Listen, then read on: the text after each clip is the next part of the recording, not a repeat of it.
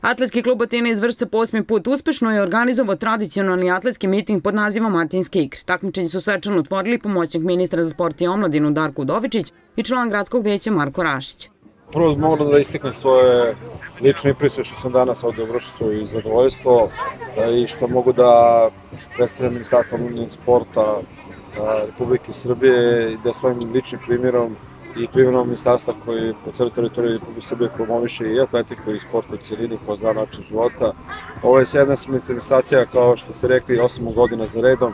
Prošle godine nije održana zbog korone, ali današnji učesnici svi ovde su naši junaci.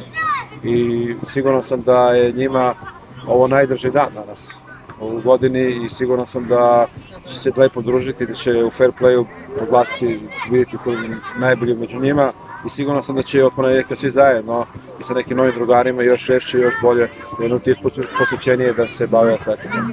Za relativno kratko vreme još jedan u nizu sportskih događaja kada je u pitanju atletika i zaista mi je drago što je to naša dva kluba, Atletski klub Atina i Atletski klub VAK 1926, zaista rade, jako ozbiljno rade na razvijanju atletike u našem gradu.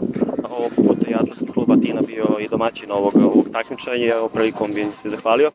Pored atletskih klubova iz našeg grada, susednih gradova i opština, atletskom mitingu odazvao se i klub Temišvar iz Rumunije, čime je ovogodišnji događaj imao internacionalni karakter. Atletski klub Atina je otvorio 8. po redu tradicionalni miting pod nazivom 8. Atinske igre sa gostima iz 6 klubova, iz Atletskog kluba Tamiš iz Pančeva, Atletski klub Srem iz Srema, Atletski klub Atina iz Vršca, Vošač Atletski klub 1926 iz Vršca, zatim Atletski klub CST Timisoara što daje internacionalni karakter i Atletski klub Jasenica iz Smederevske Palanke. Po drugi put obezbeđeno je elektronsko merenje vremena po uzoru na sve relevantne mitinge širom Evrope i sveta, čime je ovo takmičenje grad Vršac polako ali sigurno dobijaju zasluženo mesto na atletskoj mapi Srbije.